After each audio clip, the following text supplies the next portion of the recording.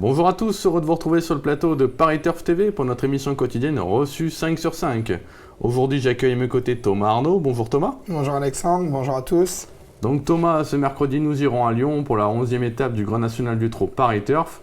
Une épreuve qui réunit pas moins de 18 partants. Ils vont s'affronter sur la distance classique de Paris, les 2825 mètres, 2 poteaux de départ, 9 devant et 9 derrière. Thomas, c'est vrai qu'on arrive vers la fin de ce circuit et on a un très beau plateau cette fois. Très joli plateau, on a notamment les deux premiers du classement général, à savoir Urfé Jallery et Hugo du Loisir. Certes, ils ne rencontreront pas une tâche évidente, mais on a quand même un très joli plateau. Jean-Michel Bazir fait le déplacement uniquement pour driver Urgos. Thierry Duval d'Estaing pour driver Ulfeu du Noyer. Un très joli plateau, vraiment. Bon, vous nous avez mis l'eau à la bouche, maintenant on attend votre sélection. Alors, j'ai placé en tête de ma sélection le numéro 18, U-Prince. Ensuite, le numéro 4, Ulfeu du Noyer. Le numéro 3, Tina Jolie. Le numéro 14, Ténor de Légende. Le numéro 13, Scarlett Turgot. Le numéro 6, Urgos. Le numéro 5, Ultra Classique. Et enfin, le numéro 9, Qui sait. Le 18 U-Prince, c'est le plus riche de la course. Et c'est vrai qu'en dernier lieu à Angers, il nous a vraiment emballé. Ah oui, sa course à Angers est tout simplement magnifique. Terminé 3e de Swedishman et Estierik.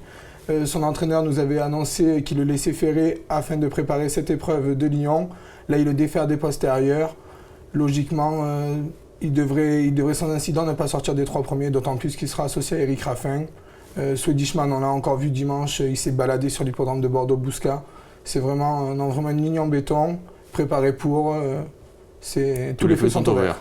Bon, et bien écoutez, très bien. De toute façon, vous avez parlé de son entraîneur Thierry Ravgeot, ça tombe bien, c'est notre minute terrain. Arnaud Lecomte l'a interviewé et il ne cache pas sa confiance, tout simplement. Thierry Ravgeot, bonjour, vous présentez U-Prince dans l'étape du GNT à Lyon-Paris. Comment avez-vous jugé sa prestation à Angers ? À Angers, il courait très bien. Il rendait 25 mètres pour pas grand-chose. À Lyon, ça reste une belle course à 25 mètres. C'est corde à gauche. Je connais pas du tout la piste, mais le cheval a l'air bien.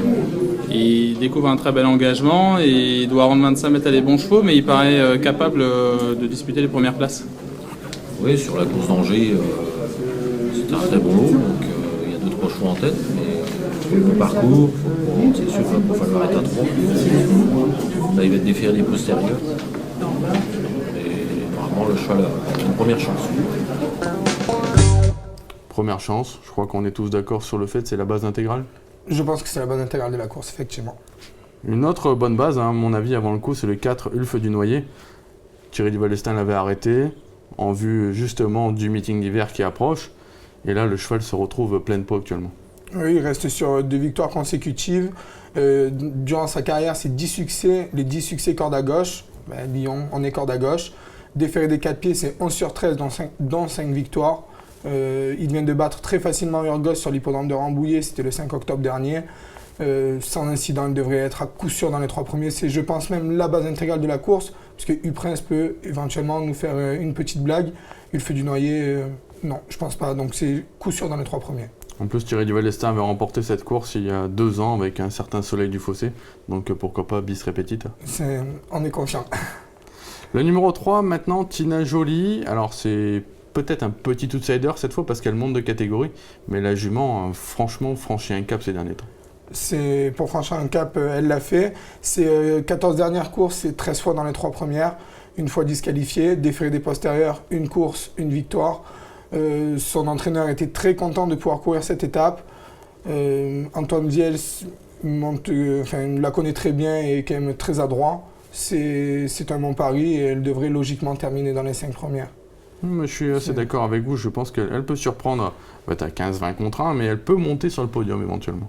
Ah oui, tout à fait, elle est en droit de monter sur le podium. D'ailleurs, je l'ai passé en 3e position, donc c'est que j'y crois. Je pense que c'est très bien.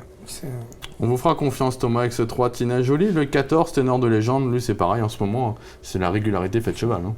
Il marche sur l'eau, c'est l'entraînement de Franck Nivard. Franck Nivard sera au sulky.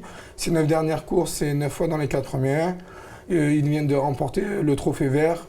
Ses fins de course sont souvent très tranchantes. Il n'y a pas grand-chose contre lui dans cette épreuve. C'est déféré des 4 pieds, on peut lui faire confiance. Et puis on peut répéter que Franck Nivard est également à la lutte avec Jean-Michel Bazir pour la pole position au niveau des drivers. Donc peut-être qu'il se déplace aussi pour essayer de grappiller des points sur le Sulky d'Or. Effectivement, c'est peut-être un challenge qu'ils ont entre eux ou que Franck Nivard, peut-être que ça lui tient à cœur de remporter ce challenge-là, mais teneur de légende, il est très régulier et il devrait une nouvelle fois conclure à l'arrivée. Le 13, Scarlett Turgot. Le cœur a parlé, Thomas, avec cette jument, je sais que vous l'aimez bien. Effectivement, j'aime beaucoup Scarlett Turgot. L'entraînement de Yannick Alain-Briand, déféré des 4 pieds. Le dernier coup, dans cette configuration, elle battait quand même Hugo Niel, qui est 4e du critérium des 5 ans 2013. Donc même si Yannick ne sera pas au sulky, que ce sera Nicolas Hench, c'est quand même, je pense, une placée potentielle. Elle est tout à fait capable de prendre une 4-5e place, voire mieux, en cas de défaillance de nos favoris. D'accord, Thomas, écoutez, je pense qu'avec on a un petit mélange d'outsiders et de favoris, on devrait pouvoir passer à la caisse. Mais je l'espère bien, pour nous ainsi que pour nos auditeurs. Très bien Thomas, en tout cas, on se retrouve bien évidemment sur ce plateau pour le Quintet 5-5 de jeudi, ce sera au galop, avec notre animateur vedette Philippe Thévenon. Ne manquez pas non plus le conseil de jeu de Thomas, il a glissé quelques outsiders également intéressants en fin de piste, notamment là, ce Qui Julery, une jument qu'il aime beaucoup. Effectivement, Qui Julery, ces 3 dernières courses étaient très bonnes. J'ai eu la chance d'être sur l'hippodrome de Marseille-Vivo lors de sa dernière tentative.